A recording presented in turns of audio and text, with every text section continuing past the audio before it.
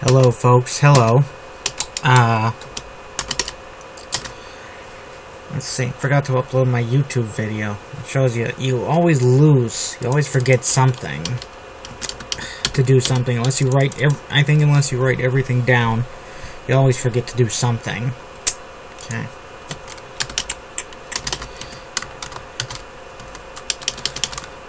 Tega and Cola and Tega went about uncoupling the trains. Let's see, yeah, couple.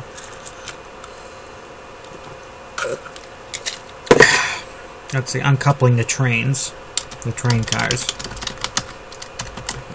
Tega. The first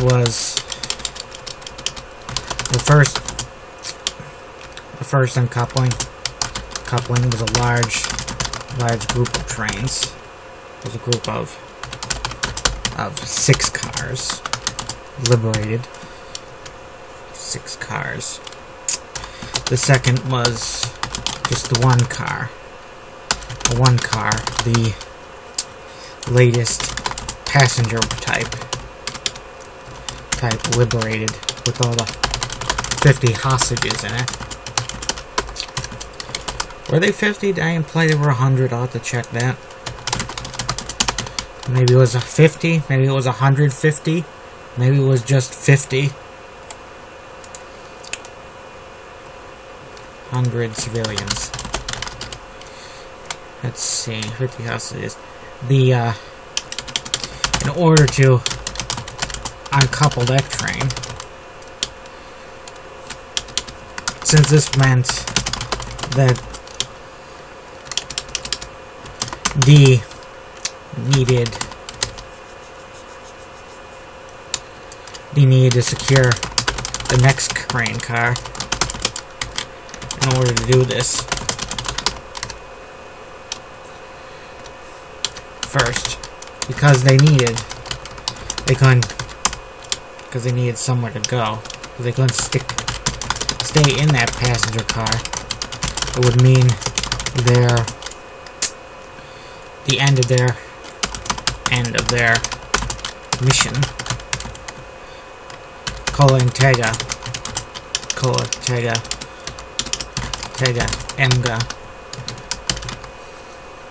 Emga could all go, and Emga could go, but D still had to secure the train. The first car after the second. The first car was a storage car with lots of closed up steel rooms, steel doors. He waited for his comrades in that hall. Cola, Tega, and Emga all showed up. Could go. It wasn't like he deputized them to stay.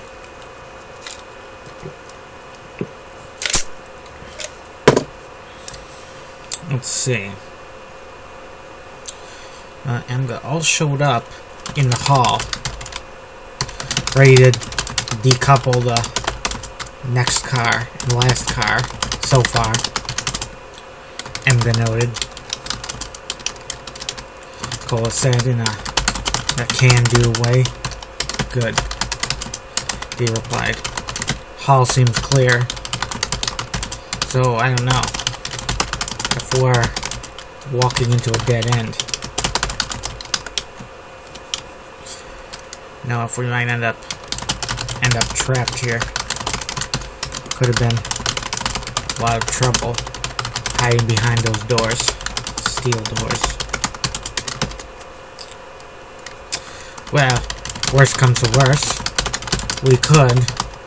I wonder where that phrase came from. Worst comes to worst. I mean, it's an English phrase, so clearly it's from England, somewhere in England. But besides that, I don't know. Worst comes to worst, we could jump off the train. Cola said. Like I said, there's no way Nothing they can do to keep us on. I gotta get back to my superhuman characters. All this conventional fighting is starting to get a little, I don't know, not stale, but I'd like to shake things up a bit, you know? I want to make sure people see that there's normalcy to this universe, you know? Just people shooting at each other. As they do. Well, if I write a story about World War II, and there's weird stuff in it, occasionally, you can still assume that 99% of the war is just like the war that we know, where just tanks blowing each other up, people machine gunning each other, you know, the normal stuff of, well, the normal bad stuff of war. And genocide, rape, crimes committed by both sides, you know. Usually, both sides of a war aren't perfect. Even if you're fighting, like, the Nazis or Imperial Japan, there's still, like, people on the other side still do bad stuff. It just doesn't make them as bad as the Nazis, naturally. I don't think it would be pretty tough to become as bad as the Nazis in a war. I mean, if you were... I'm rambling a weird sentence again. About the, even the Soviets weren't as bad as the Nazis.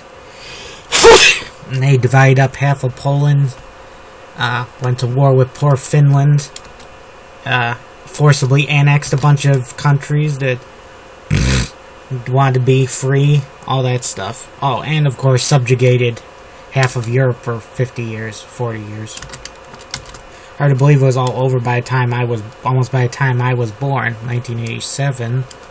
So just 2 years later, Germany was one country again.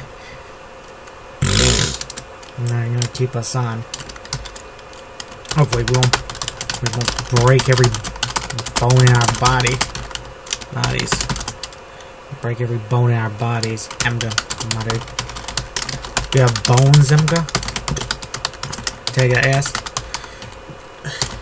You look like you're made of clay.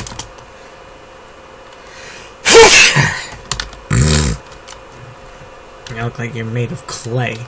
There's something soft that you can stretch and mold. I'm gonna look a little insulted by that. I feel like I'm growing. Maybe at the start of this, but I'm feeling harder every moment. Amanda admitted and showed off her SMG, which was something new. She collected off a dead man. The dead man still had some flecks of dried blood on it. I wonder why all guns are black or gray. That's probably the best color to make a gun. I'm not sure why I wondered that, but maybe green would be a bit better. Green kind of fits everywhere, doesn't it?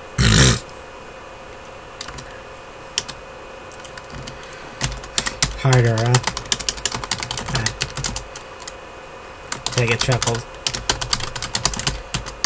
Maybe in a little while, maybe at the end time we're at the end of the line, you'll be hard as a soft bagel. Maybe. I'm gonna chuckle back before she realized she had been insulted. When she had a pouting look on her face.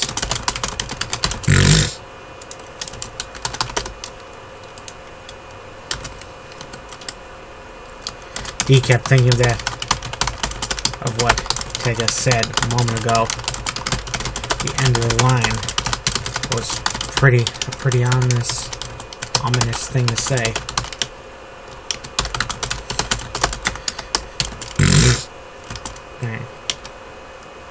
He had a dream once in the last war, where he had been captured by some Zedans. They spoke mostly in Jade, but should have been been a clue to him that it was a dream. But it seemed so real. Real, besides that. So real that he thought it was real. And at the end of the dream, Zedin's Drem. I'm pretty sure that's the name of a jade somewhere in this story. Zedin's led him to a big ditch with some other soldiers. Jade comrades. Guys who were real, but had died, but who died before the war. War's end. In combat. The ranking Zedin. Some loot. Took out a pistol. Cocked it at D. After ordering him to kneel. To kneel. End of the line. Zedin said. In English. Then pulled the trigger. D got killed then. In the dream, but he was still there, laying there in his body, his dead body, like his soul refused to come out. And then the Zedin started filling in the hole. They didn't kill the other guys in the ditch. Like they were just going to be buried alive to suffocate. For some reason, the other guys, the living, kneeling guys, didn't do anything. They just sat there as though they lost all will to live, seeing D getting executed. And D was just unable to tell them anything, being dead and all. Being dead and all. That's a lovely statement. Oh, I thought the computer derped for a second. Which it's prone to doing sometimes, honestly. Let's see. I think we're getting near the end of the train story. And by the end, I mean another few writing sessions to go, at least. This novel's gonna be 4,000 pages by the end. It's gonna be as long as my World War II epic I'm working on. Yeah, it's about terrorism, so that doesn't make much sense. Even the biggest terrorist incident, well, you could probably get a for 9/11. That would definitely be an incident of that scale. Definitely be a novel or two, I'd say.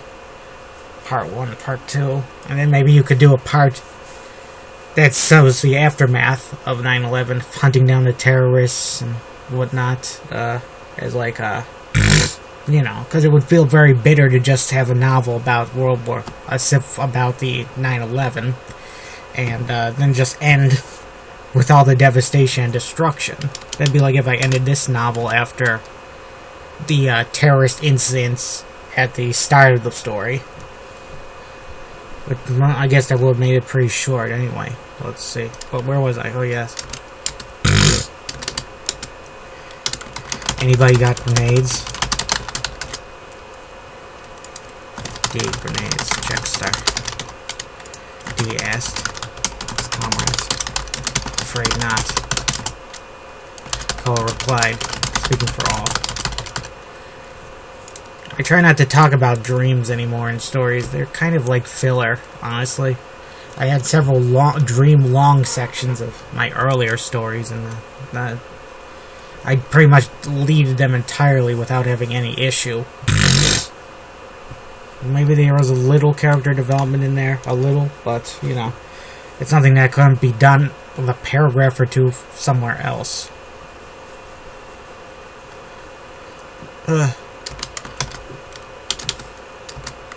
You're a special forces guy. Take it, Jared. Then noted. Didn't you bring? Then asked. Didn't you bring? You bring any grenades? Did he come on board with a shotgun? This whole thing was kind of inspired by some video game levels. It's kind of sad. There's not many stories set on... There's not any movies or TV shows or stuff set on trains, but there are plenty of video games that have train levels, and that's where my inspiration's coming from. At least here. You have any grenades? No, he replied. No grenades. Didn't seem smart with the terrorists, with all the civilians to worry about. Civilian casualties have been quite light so far. As far as Dee could tell, Dee only saw some injuries. The dead civilians he came upon died during the takeover, he assumed. There was nothing. Died during the takeover. The dead civilians, including guards.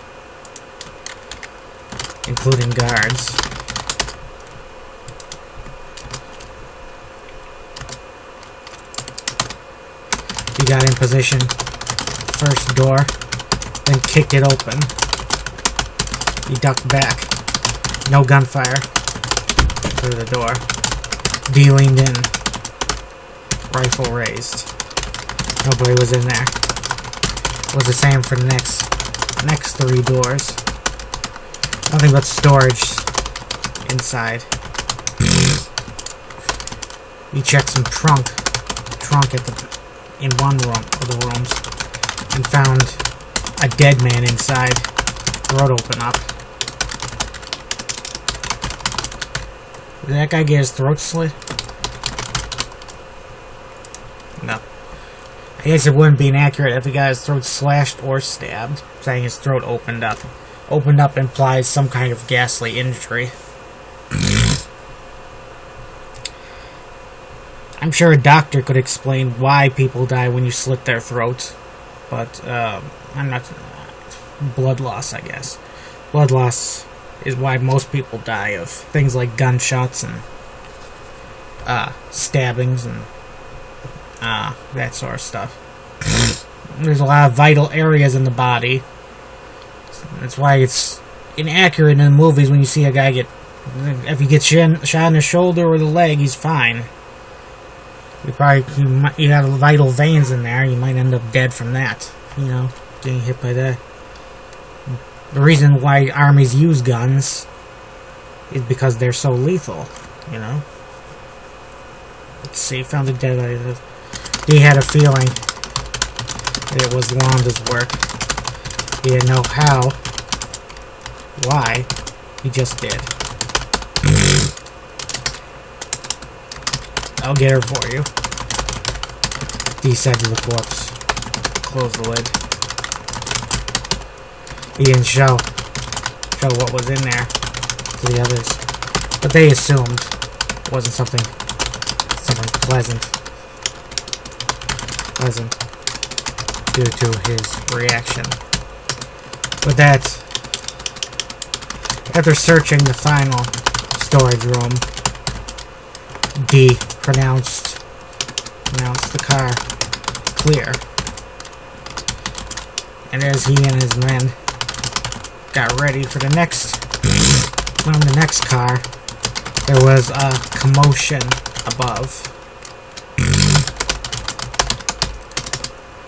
above the train. When's the last AM? Dee wasn't feeling that great. Nah, I wouldn't feel that great either, Dee. Maybe you can get Dominique to heal you. I can't use her healing too much because, you know.